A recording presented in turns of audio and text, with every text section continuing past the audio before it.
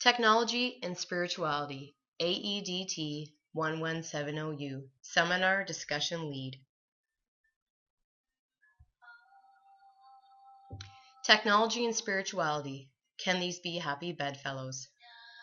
I chose this article because these are two important aspects in my life, and a few years ago I would have said there is no connection one unto the other.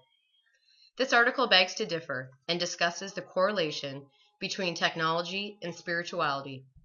Walters explains that Buddhism is not to be regarded merely as a religion, but as a life's philosophy, a way of being.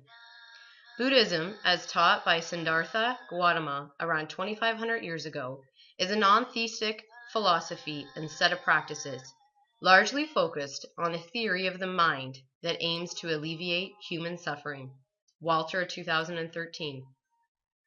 Buddhism is more parallel in its similarities to Sigmund Freud's psychological theories than that of a structured typical religion.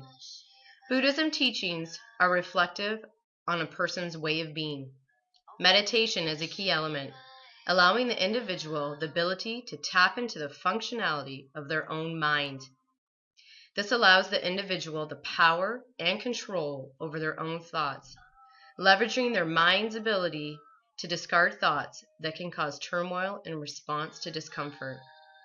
This state of mind or teaching is referred to as mindfulness training. Growing evidence in neuroscience is now beginning to connect research and the art of mindfulness. Norman Farb at the University of Toronto identified the potential impact of mindfulness in effectively rewiring neural circuits in the brain that encourage greater empathy, compassion, and cooperation. Walter, 2013. Rick Hanson, a famous neuropsychologist, agrees with the Buddhist practice. He has worked hard to gather large amounts of supporting evidence to back up his similar findings. Mindfulness training alters the neurological makeup of our brains through a crisp, technologically focused avenue. Intellectual debates and collaborative knowledge building sessions are constantly taking place between spiritual professionals, technologists, and business industry leaders. Industry leaders in technology and business are slowly adopting the practices of mindfulness and wisdom to assist them in mastering their own abilities to overcome the obstacles they are faced with daily. A great example of this is Bill Ford. When he joined Ford, the motor company that his great-grandfather Henry Ford founded, Bill was greatly influenced to cut any and all ties with environmentalists. In the 1920s, Ford's car technology had provided a highly affordable and accessible means of transportation for many people. But by the 1980s, Ford was a major contributor to worldwide pollution and climate change. Wisdom 2.0 by Jack Kornfield, who has helped Bill Ford as a mentor for 2 decades, the leader of one of the world's largest industrial manufacturers, describes how mindfulness practice helped him through decades of struggle to turn Ford into an industry leader in sustainability. Walter, 2013. I've included a video here of Wisdom 2.0 from 2011, Silicon Valley, for you to watch.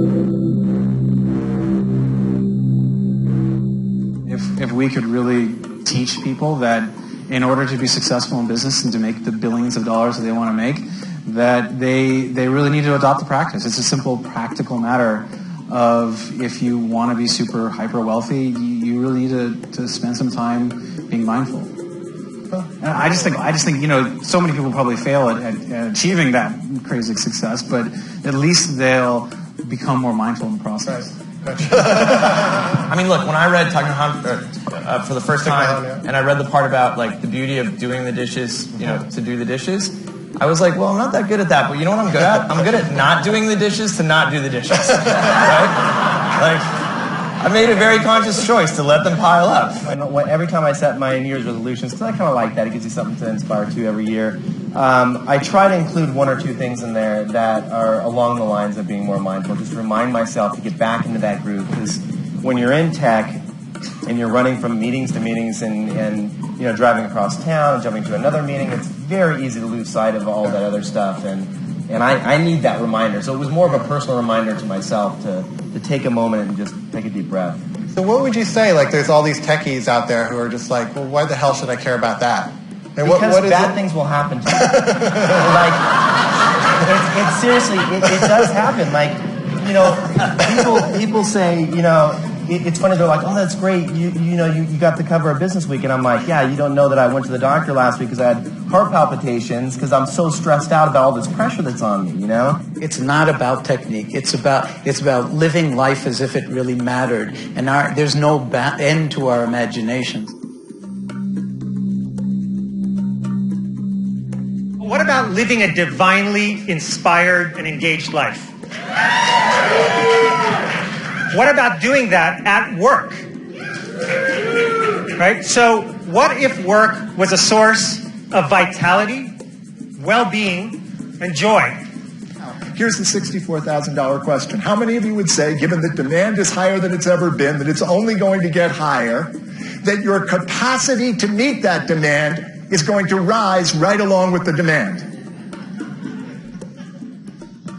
Now, isn't that interesting? Isn't that interesting? Why is that? We know it's not going to happen, don't we? Why haven't we been more concerned about that? Well, because we've taken capacity for granted. We've done it in the external environment, and we've done it in the internal environment. Very little time exists to slow down, to get out of our heads and into our bodies and start to notice the intelligence and connection to something bigger than ourselves that exists and supports us. Our bodies are constantly offering brilliant information that we miss because we are just too busy. To tell people that, you know, you're running a marathon and not a sprint is a bit meaningless, really, because we're always sprinting. And at least for some number of years, I suspect our organization will always be sprinting. If that's true, we need to find a way to help people understand the value of the pause. What really counts is not what I do, it's who I am. Right? It's not my doing, it's my being that really makes a difference in my job. My experience is that technology typically doesn't change human nature.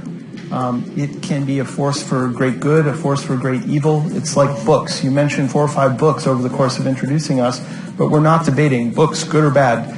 Books are good and bad. Right. And there's pulp fiction, and you can dive into all kinds of follies, or you can get the wisdom that transforms your life. And I think as these different forms of media pervade our lives, they will be used in ways that create revolutions, and they will be enormous time wasters. And we have a responsibility. I think that was a great point, that we have a responsibility to educate people as to the positive impact that they can have on the world, and to ensure that those that are conscious are using these mediums to have a positive impact on the world. Conferences like this, to me, are vitally important, because if we've got this great, big, broad social outreach opportunity, but what we're infusing into what it is that we're tweeting, writing, creating is still filled with division and separation, we're missing the opportunity. But if we can utilize this opportunity to bring information out that is supportive and inclusive and draw people in who share that kind of deep understanding, that deep tie, the world will change. I went to the woods because I wished to live deliberately, to front only the essential facts of life, and see if I could not learn what it had to teach, and not, when I came to die, discover that I had not lived. And I think that's what this conference is all about, and what this work is all about.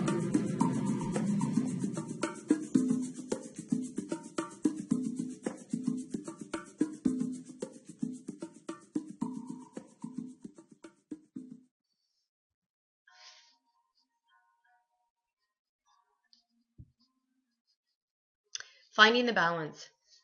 We as the creators and users of technology have been given a gift consisting of endless knowledge, power, and connectivity.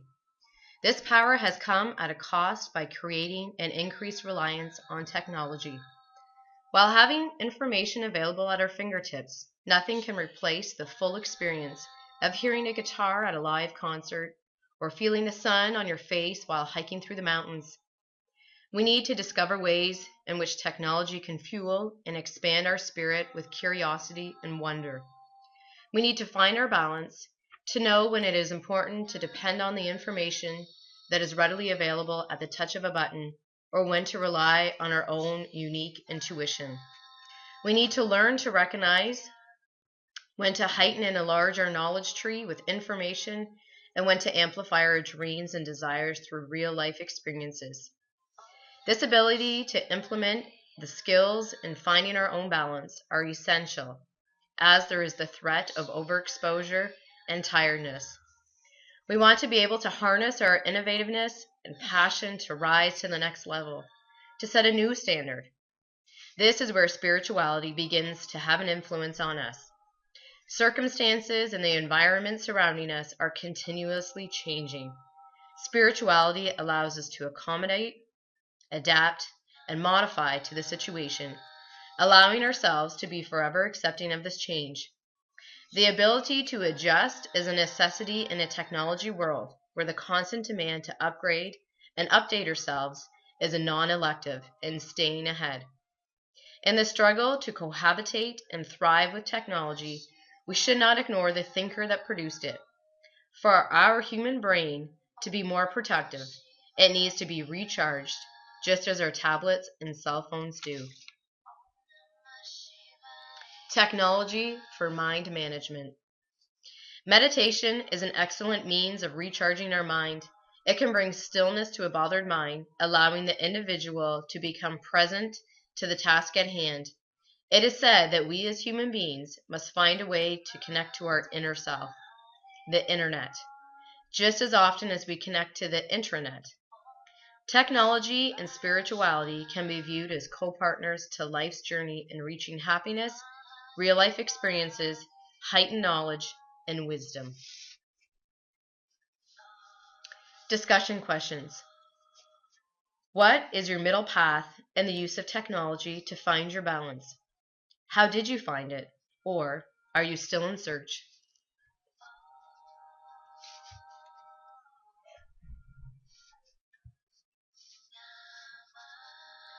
How are you recharging your mind?